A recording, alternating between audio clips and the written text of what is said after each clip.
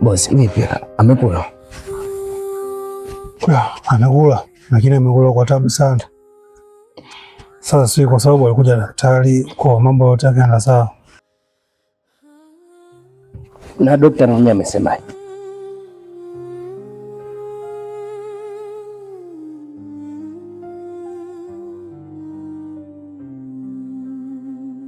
Unajua kakangu anaumwa sana,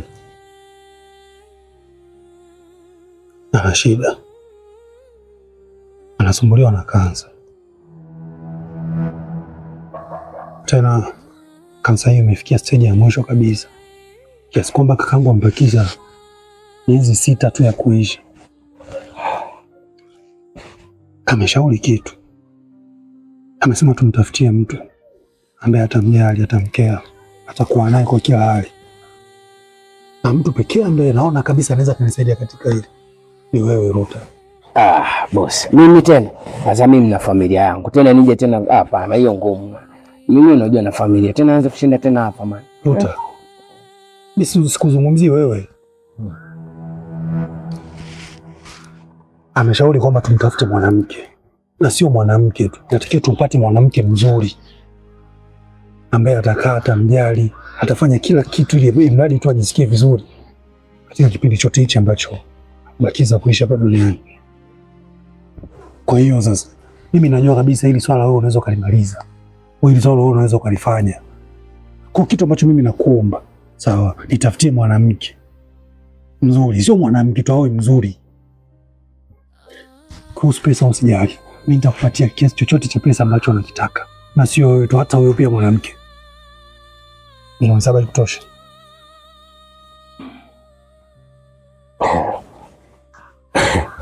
Anyway, boss.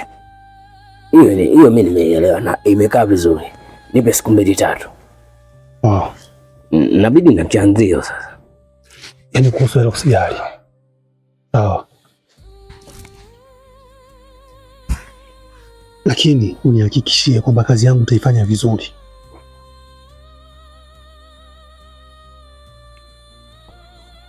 Hii ni kama nauli tu ukimpata mtu.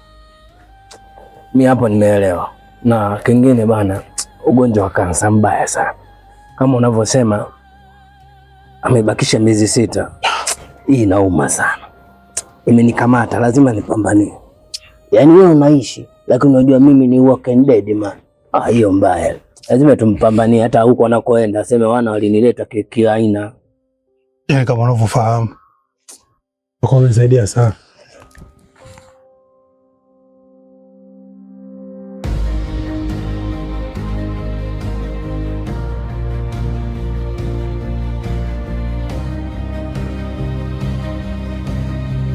Babe, unajua mimi sikuelewi kabisa. Yaani unataka utumie pesa zote kumspoili mtu aweze kuja kumhudumia kakako. Na unajua kabisa muda wote anaweza akafa. Haya ni matumizi mabaya ya pesa. Mpuuzi nini? Hivi unadhani hizo pesa ambazo mimi naenda kutoa zinaweza zikafikia gharama za wewe wa mtu? Kama pesa tunazo, kwa nini shindwe kufanya hivi kwa ajili yake? Natakiwa kumpatia furaha katika dakika zake za mwisho. Kwa hiyo furaha ni lazima akapatiwe na mwanamke, si ndio? Na sio wewe. Mbona wewe ni familia yake pia unaweza kumpatia furaha? Kwa hiyo unataka kusema nini? Umekosea sana. Mimi ninachokushauri, sitisha huo mpango mara moja. Kumbuka mimi na wewe tuna mipango mingi sana. Sawa Oba? Kwa hiyo ukiendelea kutumia pesa kipuuzi hivyo, hatutafika sehemu yoyote, sawa? Melissa, mara nyingi sana unajifikiria wewe tu. Unajali kabisa kuhusu mtu mwingine. Yaani hii sio sawa. Hata wewe upo sawa. Tena umechanganyikiwa. Utazani wewe ndo mgonjwa. Yaani siwezi kuwa sawa mpaka nitakapomwona kangu akiwa na furaha. Haya, sawa. Niambie, ulikuja hapa kufuata nini? Ili kuniambia mpango wako wa kipuuzi sio? Inatosha. Yaani kama kwa kweli upuuzi, mimi haya maisha ni ya kakangu. Na kama nifanya makosa kuja hapa, acha niondoke.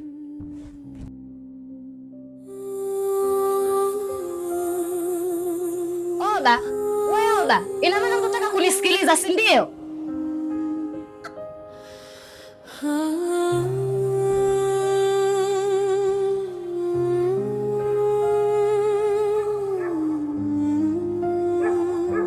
Mkao, bado umenikasirikia.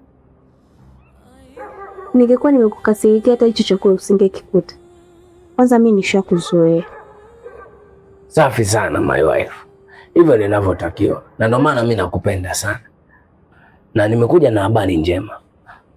Mke wangu, hii habari mimi naomba unisikilize kwa umakini sana. Umakini huo vipi? Mbona umeongea kwa msisitizo hivyo? Kama jambo lenyewe ni la kutisha, mbona hata usiniambie? Sio hivyo. Iko hivi. Pale kazini yule bosi amebakisha miezi 6 tu ya kuishi.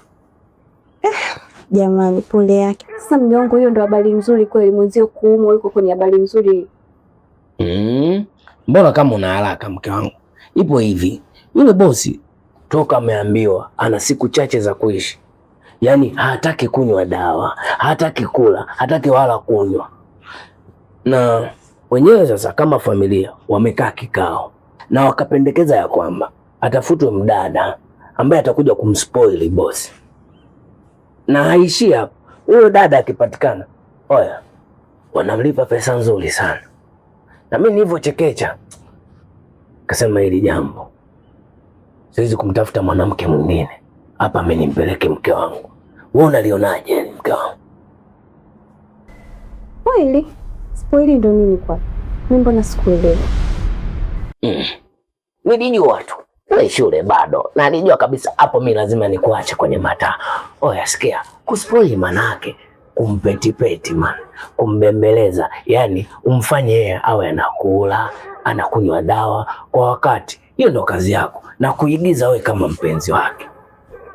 Sasa hiyo inawezekanaje mume wangu? Hilo jambo si inabidi afanye mpenzi wake. Sasa mimi hapo naingiaje?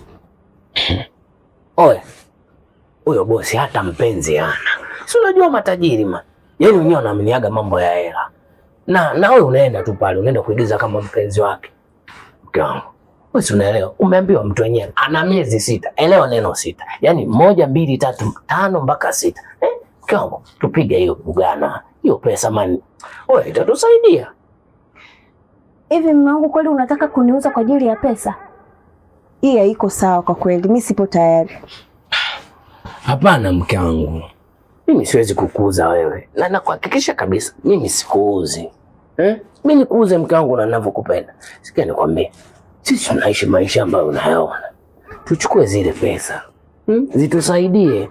Sio maisha yetu mke wangu. Na yule hawezi kukufanya chochote. Ni mgonjwa anavyomaanisha. Miezi 6. Yaani ni dead bad. Nimesema sitaki huu mpango wako. Kama ndio hivyo, nenda huko nje katafute mwanamke yoyote yule umpeleke kwenye hiyo kazi yako. Mimi naomba unitoe. Umeona mambo yako? Yaani mimi naumiza kichwa kwamba mke wangu hapa ni msovu, ana machangamoto yake ya vikoba. Nachekecha ili nifanye mke wangu asiwe na stress. Sasa mimi naleta mpango wa hela. Wewe unaupangua. Nisikilize kwa makini. Sasa hizo habari zako za kulialia za vikoba mimi sitaki kukusikia. Sasa nakwambia kwa umakini, naomba unielewe. Mimi ndio baba wa hii nyumba. Afu mimi ndio nimekuoa wewe. Unataka, hutaki.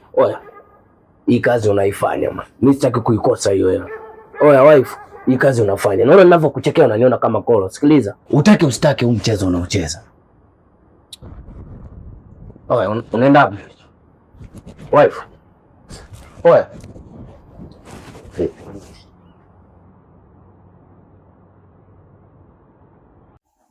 Ndugu wangu, nashukuru sana kwa maombi. Najua unaniombea sana. Usijali kaka. Unajua ukiona kitu chochote kinakupa ugumu, ni bora ukakabidhi mbele za Mungu. Ni kweli kabisa. Sasa ni usiku sana, lakini umeshindwa kulala kwa ajili yangu. Najua unapitia wakati mgumu sana kwa ajili yangu, na hii ni kwa sababu umelibeba tatizo langu kuwa lako. Wewe ni damu yangu, tatizo lako ni langu, kwa hiyo ni kawaida kabisa nikupitia hivi. Nisamehe sana mdogo wangu.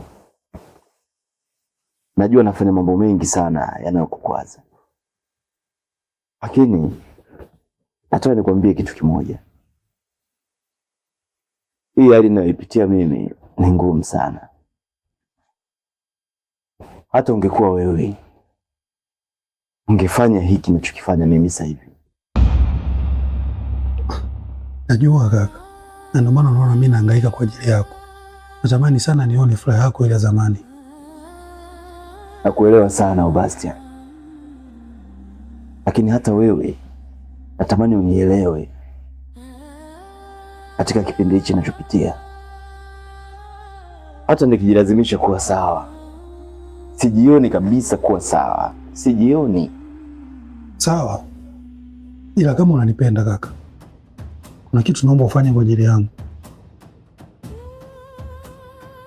Gani? Mimi nimetafuta mtu ili akusaidie kazi ndogo ndogo na upate mtu wa kuzungumza naye, kubadilishana mawazo mawili matatu. Unajua nini Oba? Hapana, usiongee chochote. Please, naomba ufanye kwa ajili yangu. Naomba usiniangushe kama ulivyofanya kwa Luta.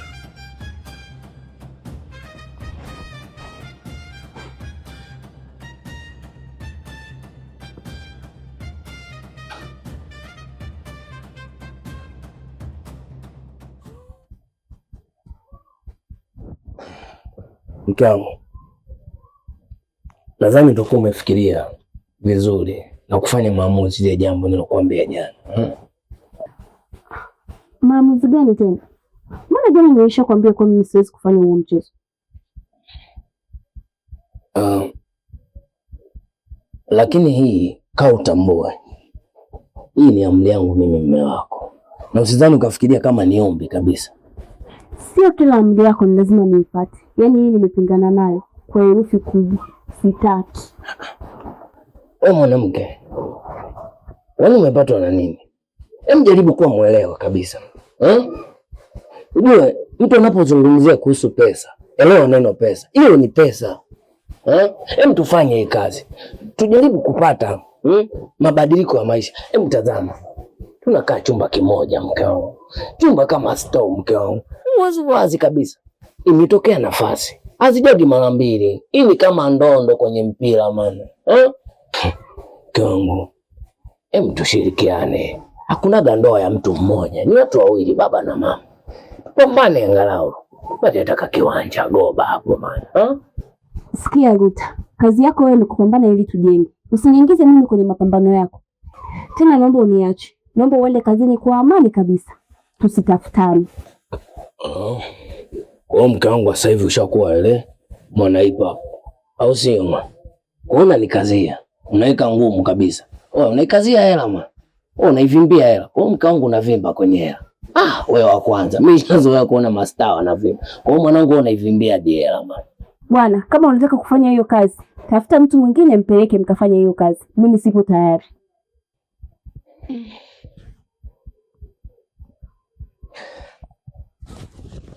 Nenda mwana kwenda. Sinkifu.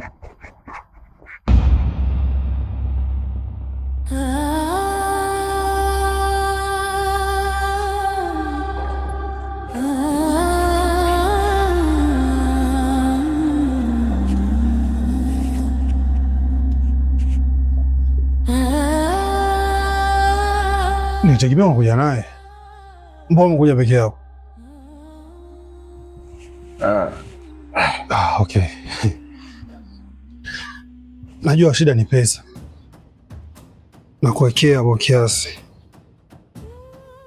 Alafu hakikisha kazi yangu unaifanya vizuri.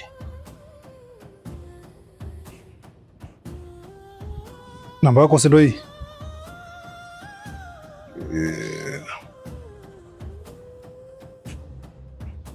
Yapo.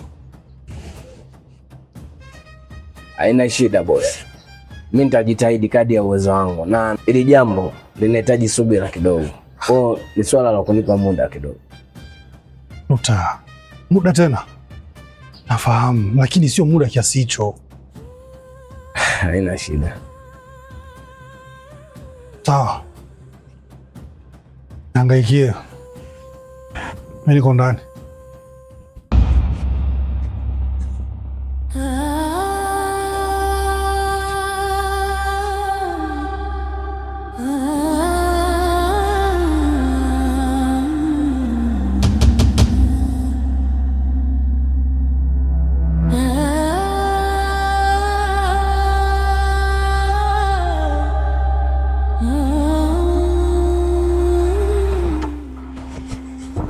tena?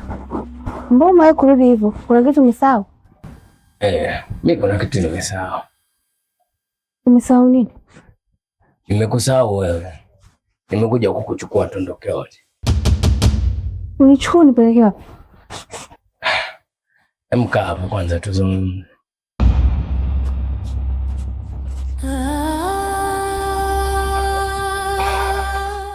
Mke wangu hawezi amini, yaani ile nafika tu kazini nakuta familia nzima ya bosi wana simanzi hatari, na sasa walivyoniona wakanieleza ya kwamba wanaomba mimi niwasaidie.